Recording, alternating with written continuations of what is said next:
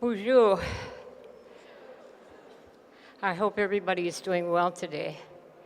I'm going to read some things that we proposed at some of the COPs and COP28 when we were outside our borders on what is happening. And if they allowed me just to speak freely, we'd be taking supper breaks. So I made sure I wrote it all down so we can make this a compact, make sure we have time for the other speakers. So I want to thank you for all showing up.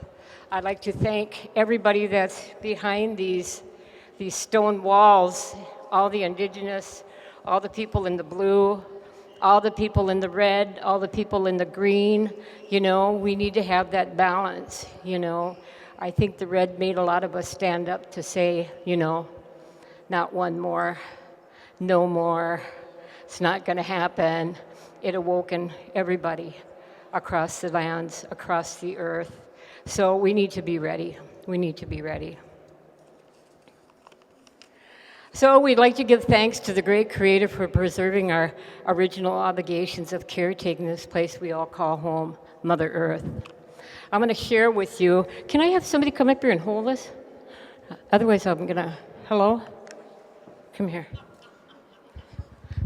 Grandchildren. I love grandchildren. Right?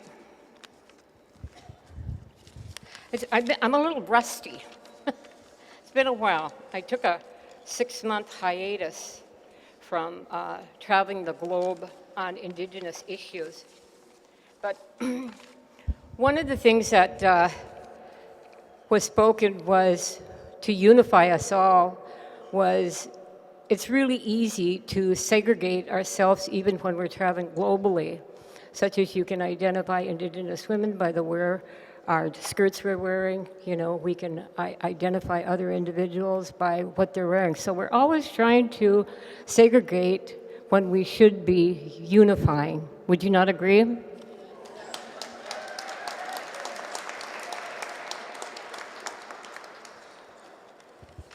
My gosh, I'm an old lady today. I just got done eating lunch. You should never feed old people lunch and then expect them to get up here and carry on, right? I'm a little tired. I need my nap. I was trying to get it up on the thing. They're watching all you beautiful people round dancing and everything else. Okay. Humanity and nature go hand in hand, and we're at a crossroads. So therefore, we declare a climate emergency in all lands. Accountability is in question. Implementation is in question. Research is far from being valid. Best practices within the health world has fallen short. To include the world's population, voices of concern, one must examine the truths of each territories and not only the rights of people, but the rights of nature. To sit with the justice systems throughout the globe, one must understand the meaning of one plate, one table. To understand finance, one must detach themselves from greed and profit and sit in the circles of wellness. To educate the population that one serves, one must sit amongst the weakest and understand what made them weak. Climate finance and carbon trading, offsets and carbon prices. In Article 6 that we have been working on, the majority of the, come here, my granddaughter.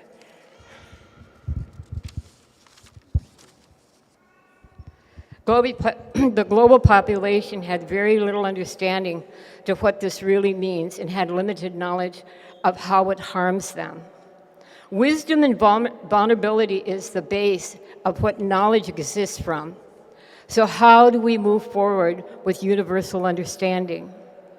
So we continuously ask ourselves, what are some of the pressing responses we all would love to hear? What are the roots of the systematic water, air, and earth violence? We all can respond to this as we stand in the homeland gardens we are to nourish from. We all know who entered our living rooms without being invited in. We all know the impacts of historical and intergenerational trauma. What is today's common addiction that ripples throughout the communities, whether it be healthy or poor? No matter what the interruption is, the final results all add up to a global climate crisis, and no one, no matter how wealthy or how financially limited they are, they cannot escape these impacts. The global platform will face a disruption in the quality of air, water, fire, and earth we are now in. We are at a crossroads of vulnerability on both sides, but here is the statement that must stand strong. It is my hope that the ethical protocol for the protection and the use of traditional Indigenous knowledge will be utilized before our knowledge is passed on to the UNFCCC bodies. This is the United Nations, including the SBSTA and the CMA.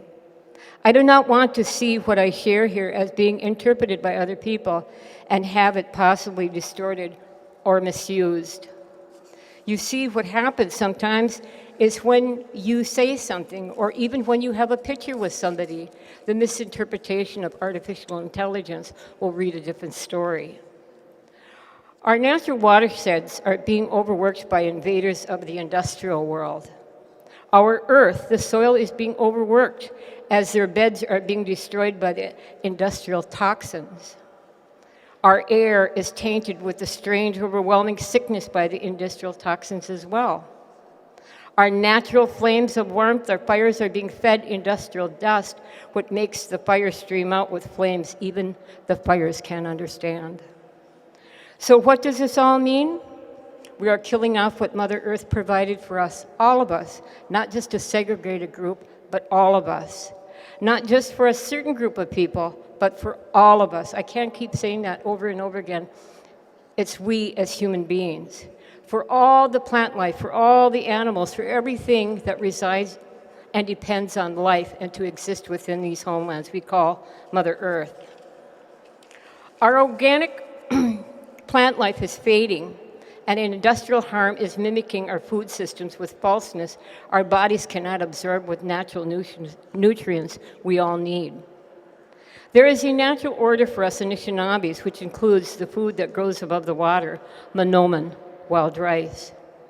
In our prophecies, we were told to move this way from the east when times were troubling for our tribes, and this was a guided vision that led us here to these lands. Our natural order is being interrupted. Our clean water is being tainted, the soil carries the harm, and the plants absorb and feel weak from the industrial toxins. The list is endless of how we came to what is happening to our food systems of today and our quality of life. Our monomen is not only our traditional food, but is globally known and is placed on the most expensive plates in the most expensive restaurants around the world. These chefs know the difference between organic versus patty rice these days. The list is endless, and we support what is being presented here today. I would like to end with a quote from an Oneida activist, Laura Cornelius Kellogg, in 1911, mind you, 1911, at Ohio State University during the first Society of the American Indians Conference.